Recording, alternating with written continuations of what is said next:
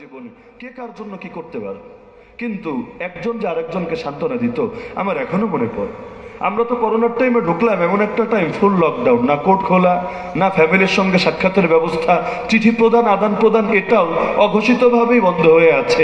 চিঠি দিলেও আর কোনো খবর নাই, ওদিক থেকে পাঠালেও খবর নাই, বড় এক মুশকিল ব্যাপার। আর ফোনেরও কোনো ব্যবস্থা নাই। অপরাধীরা যারা আছে বাকিরা সবাই ফোন কল করতে পারছে, সাক্ষাতের বিকল্প দিয়েছে সপ্তাহে 10 মিনিট পরিবারের সঙ্গে ফোন আলাপ, এখন তারা করতে পারছে। এখন তারা চোর হোক, ডাকাত হোক, ধর্ষক হোক, খুনি হোক, যা হোক, সবার জন্য এটা বৈধ হলো। কিন্তু আমরা যেহেতু হুজুর মানুষ, হুজুর হওয়া এত বড় অপরাধ যে অপরাধের কোনো ক্ষমা তো নাই।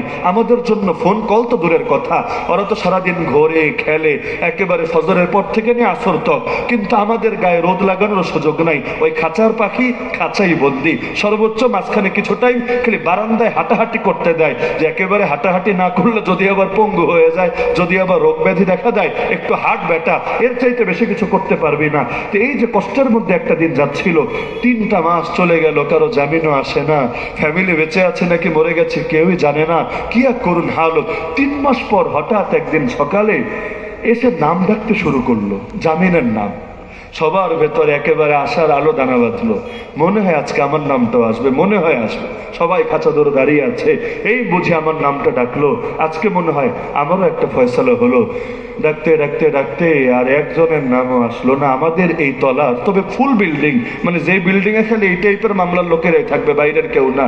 এখন যাদেরকে লাখ লাখ টাকা দিয়ে একসঙ্গে এনে বসানো যায় না, তোমরা একসাথে থাকো, মিটিং মুটিং যা করার এক জায়গায় করো, তবে বাকিদের সাথে মেলামেশা করো না, কারণ চোরেরাও তোমাদের সোহবতে আসলে চোর থাকবে না, তারাও মোল্লা হয়ে যাবে।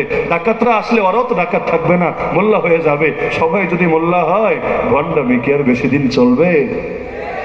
তো এখন সকলে একসাথে, এর মধ্যে একজনের নাম আসলো, মাত্র একজন। আমার এখনো মনে পড়ে দৃশ্যটা, মাওলানা মনজুরুল ইসলাম আফেন্দি হাফিজাহুল্লাহ তাআলা, অনেকেই চেনেন।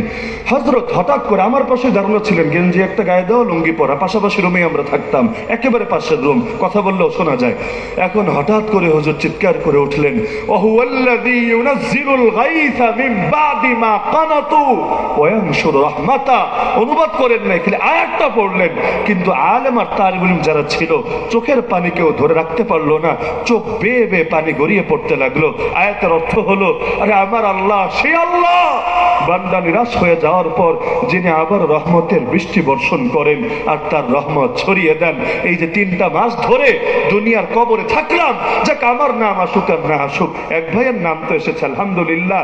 এই যে আল্লাহ তাআলা আবারও বৃষ্টি দিলেন, আবারও রহমতের বারিধারা বর্ষণ করলেন। তো সান্ত্বনা মুমিনের জীবনে অনেক জরুরি একটা বিষয়।